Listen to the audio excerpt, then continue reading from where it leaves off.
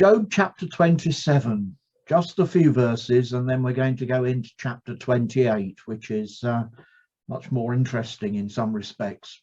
Job 27, and Job continued his discourse.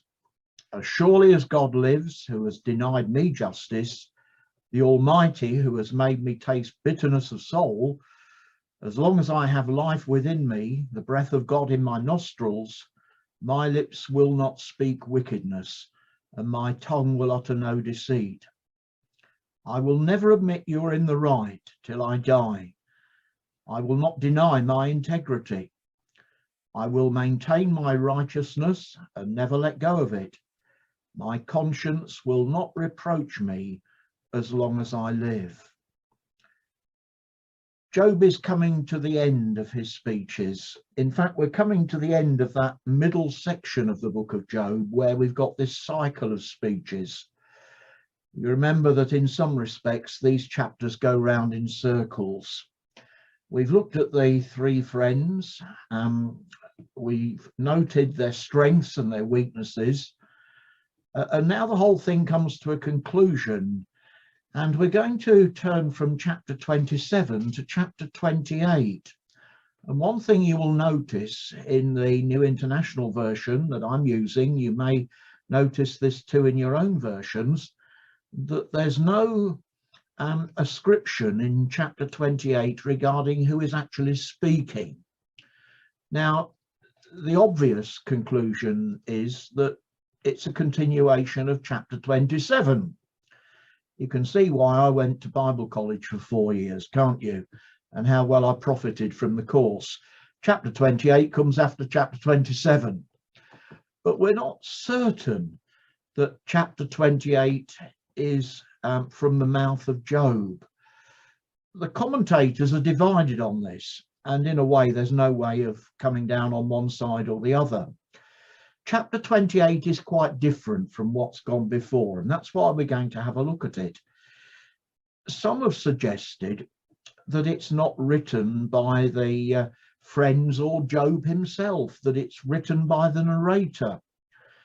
That there's no textual evidence for that. We can't say that for certain, but there's certainly what I call a change of gear when we come to chapter 28. And it's important for us to look at this chapter in a little more detail, and we've been able to look at some of the intermediate chapters, because in the Hebrew canon, Job is classified as wisdom literature. And we're going to explore that just a little bit before we go back to the early chapters of Job and look at some of the implications there for Job's worldview. Chapter 28. There is a mine for silver and a place where gold is refined. Iron is taken from the earth and copper is smelted from ore. Man puts an end to the darkness.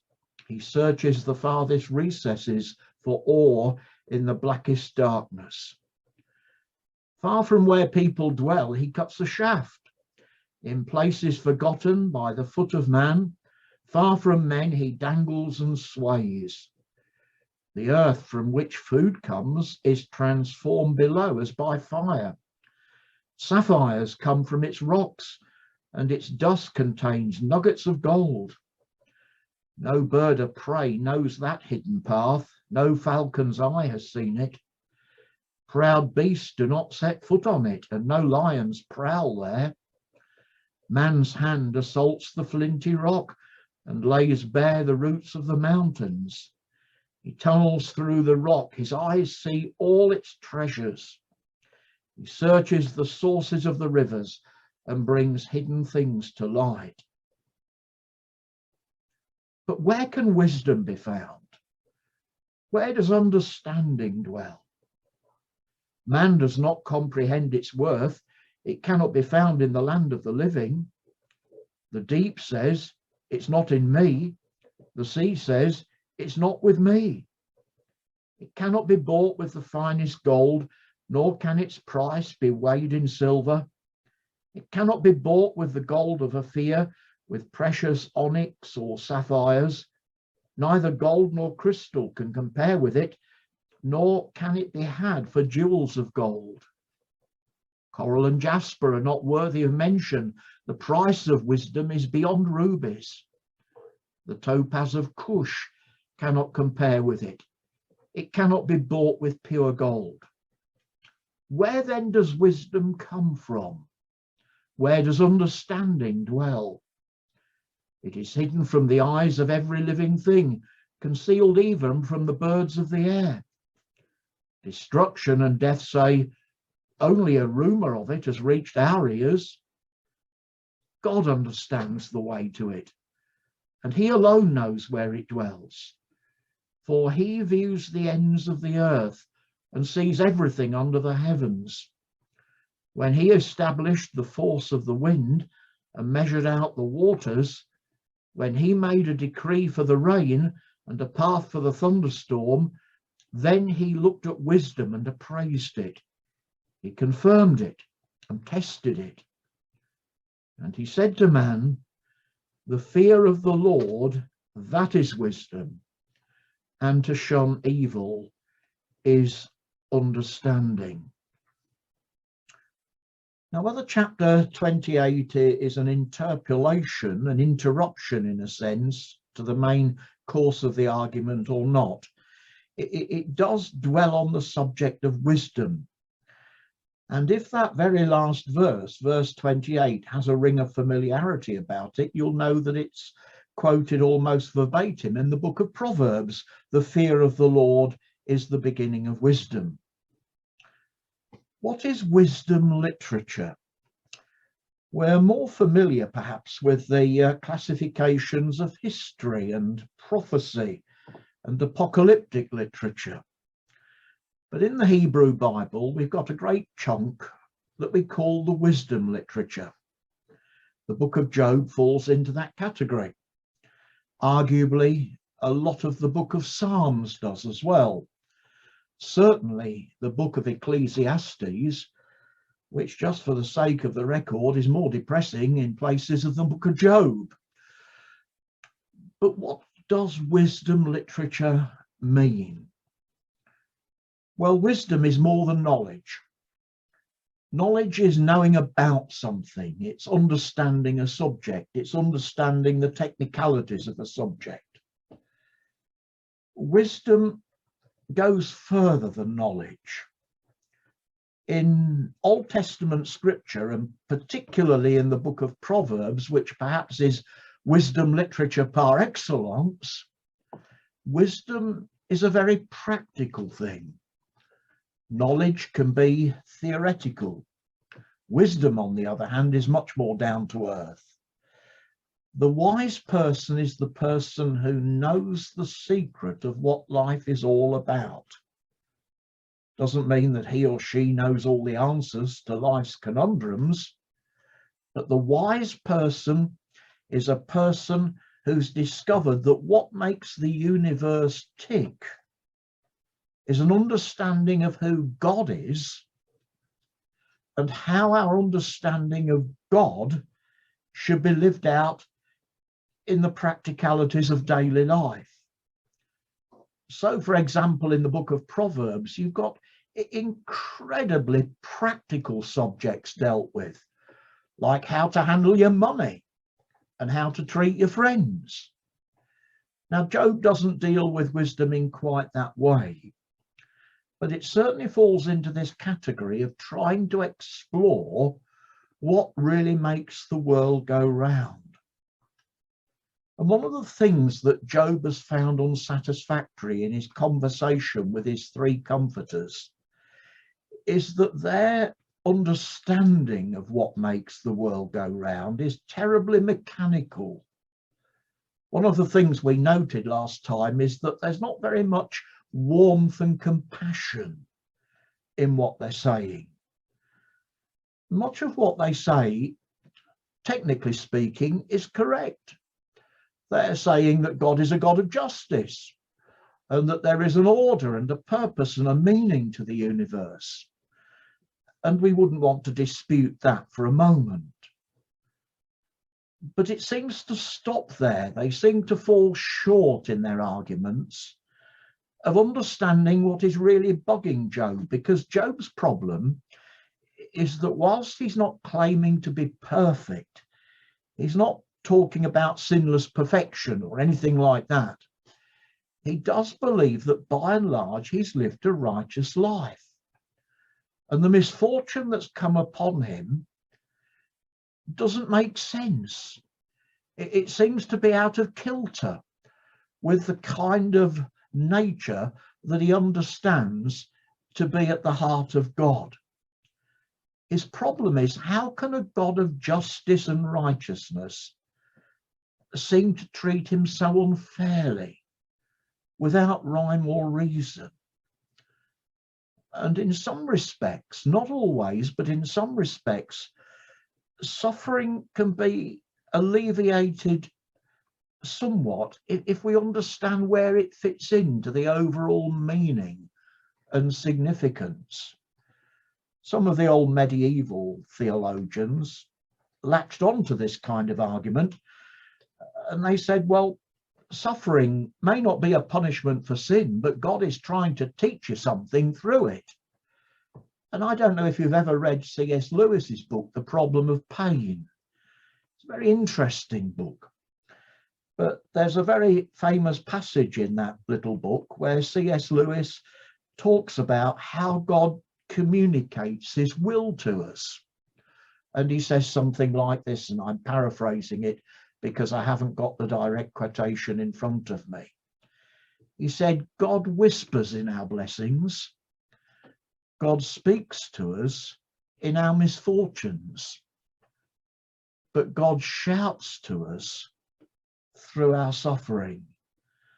And then he uses the vivid phrase, suffering is God's megaphone to the world. Now, I don't know what you think of that. I've always had questions about it, because when I've observed suffering in other people's lives, sometimes there doesn't seem to be any rhyme or reason to it. It doesn't seem to make sense. One of the things that my brother suffered toward the end of his long marriage was his wife suffering increasingly from Alzheimer's. And she became quite aggressive at times. Sometimes it could be a little bit amusing. I remember staying with them for 1 week with my border collie, Phoebe. And Judith was absolutely convinced that Phoebe was a cat and became very irate when Phoebe barked instead of meowed. And the more Phoebe barked, the more irate Judith became. And she said, why doesn't your cat meow like all cats should? And it really seemed useless to explain that border collies don't meow, they bark. But the argument was completely lost on her. And soon after I'd stayed that week with them, she became totally incapacitated and had to go into residential care. And then some months later, she died. My brother asked me if I'd take her funeral service, and whilst I was happy to stand in front of the family, I found it very difficult to comfort them in any meaningful way, because so much of Judith's suffering seemed to be a nonsense. So when C.S. Lewis says in The Problem of Pain, suffering is the way God shouts at the world, personally, I've got my reservations about that. I wonder what you think. Job's friends are saying that constantly, and Job doesn't find it very convincing. But one thing these friends do not understand is that there is a dimension to Job's story and experience that they're simply not aware of. And so, as I've been promising you over the last 2 weeks, I want us to turn back to chapters 1 and 2. I don't want to labour these chapters at the exclusion of other passages, but we know something that Job didn't know. We know something that the friends didn't know. One of the things that's obvious from the book of Job is that God's people are not exempt from suffering. We know that suffering is a harsh reality of life. And it's wrong for us to draw the conclusion that God is punishing us when we suffer. Or even, I would suggest, that God is trying to teach us something when we suffer. When you turn back to the first 2 chapters of Job, you realize that there was a dimension to this story that Job didn't have a clue about. He simply didn't read the first 2 chapters of his book. Now, I wonder what you make of this character called the Satan. I'm not sure that I want to say I believe in Satan, because I don't believe in Satan in the same way that I believe in Jesus as my Saviour and Lord. When I say I believe in Jesus, I mean that I've committed my life to Jesus. I mean that I trust in Jesus. I mean that my belief in Jesus extends far beyond theological dogmas. I mean that my whole life is built around my personal relationship with Jesus. If I say I believe in Satan, I don't mean that in the same sense. I hope I haven't committed my life to Satan. I hope I'm not serving him. If I am, I'm greatly deluded. So I have to be careful when I say I believe in Satan. But the book of Job teaches the reality, not of Satan, but of the Satan. Notice that in Hebrew, it's not so much a name as an office, a job description. There seems to be, whatever else you say, in the book of Job, an understanding that there are spiritual realities behind this world that are invisible, that we do not understand, and yet are very real. Now, I think we can have a fascinating discussion this afternoon just on this one question alone. What do we understand by the Satan? He's not mentioned very much in the Old Testament. In fact, he's mentioned more in the book of Job than anywhere else. He does crop up in the book of Kings, and he's mentioned in the prophecy of Zechariah. But by and large, the picture of Satan that many Christians understand only emerges in the New Testament, and of course, particularly in the apocalyptic literature of the book of Revelation. It's quite fashionable today, and I'm attracted to this theory, that when we talk about Satan, we shouldn't imagine him as a character with a pronged fork and a long tail and horns. I lived directly opposite my church treasurer when I was minister at Dereham Road Baptist on the Earlham Road. And I once said from the pulpit of Dereham Road, if Satan came knocking at my door in all his gory horror, I wouldn't have any problem with him. I'd just send him over to the church treasurer on the other side of Earlham Road. But you see, Satan in Scripture is much more subtle than that. And I think we have to try and understand the presence of evil, perhaps divesting ourselves a little bit of some of the medieval mythology that surrounds him. But we must be careful. One of my favourite C.S. Lewis books is the Screwtape Letters. Now, C.S. Lewis, in the introduction to the Screwtape Letters, warns us of 2 possible dangers. He says one is that we can become over preoccupied with Satan. And, you know, I've met some Christians who are like that, and frankly, they give me the creeps. But he says there is an opposite danger, that we completely ignore the reality of evil. In fact, G.K. Chesterton, the great Catholic theologian, once said that the presence of evil is the most easily demonstrative doctrine of them all. Now, the book of Job seems to presuppose the existence of a personal evil force. It's interesting to read Karl Barth in his Church Dogmatics on this subject. Karl Barth is not convinced of that, and he argues very strongly that evil is the absence of good. It's a kind of vacuum. It's a kind of nothingness. When we understand goodness, if we suck all those concepts dry and throw them to one side, what we're left with is the vacuum, the darkness of evil. Now, if you've ever read Karl Barth on the subject, you'll know that he's very, very persuasive on that point. I'm not convinced that he gives enough credence to the presence of evil with that theory. If I say that evil is a positive reality, I don't mean positive in a technical sense at all. But I do mean that it's a real reality. It's not just a vacuum. It's not just an absence. I will be very interested to know what you think about that. But there are some manifestations in the world today of evil that I don't think can be accounted for if we just say it's the absence of good. The Satan comes on the scene in the opening chapters of Job as one of the council of heaven. Now, if you look at verse 6 of chapter 1, it's a very puzzling verse.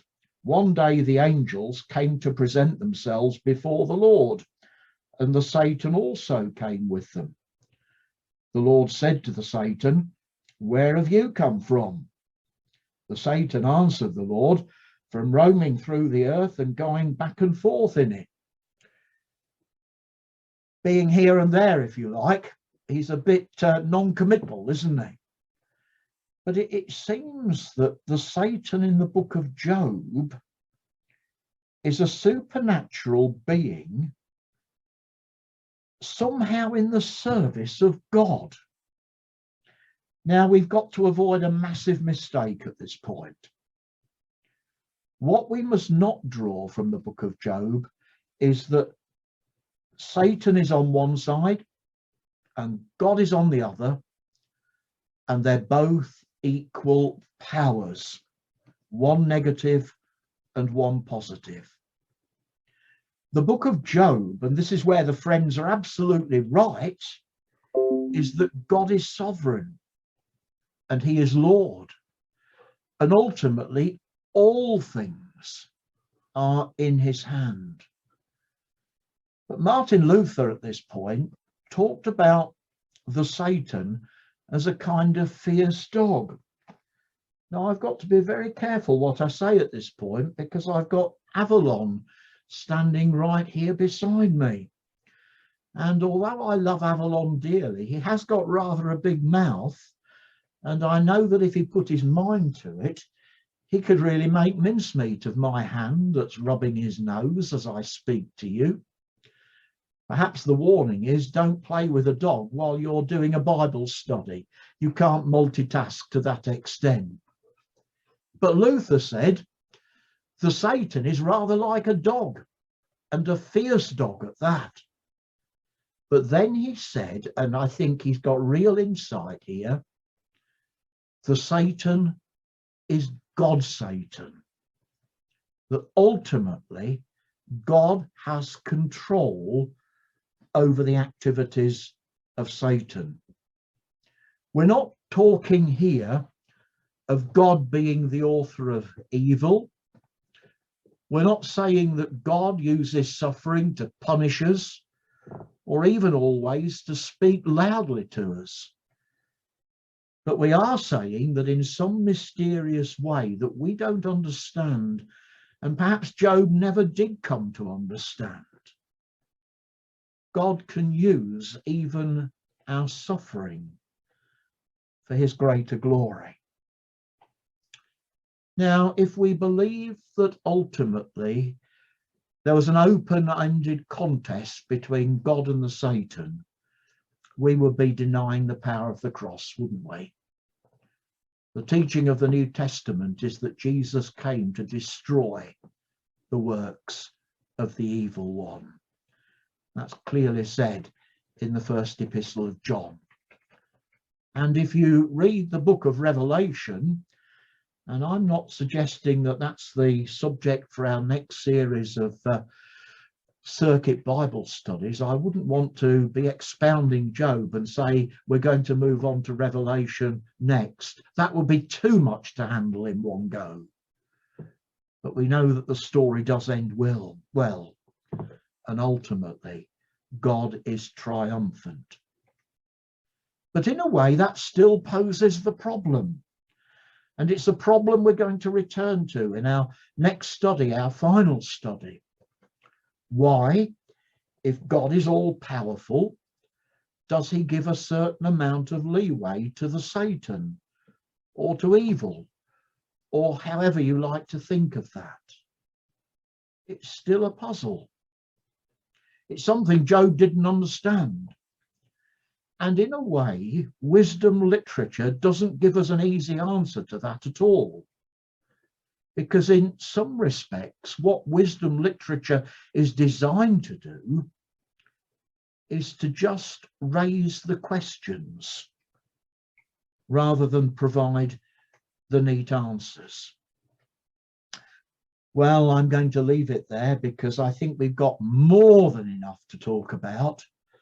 And I am waiting with bated breath to hear your reaction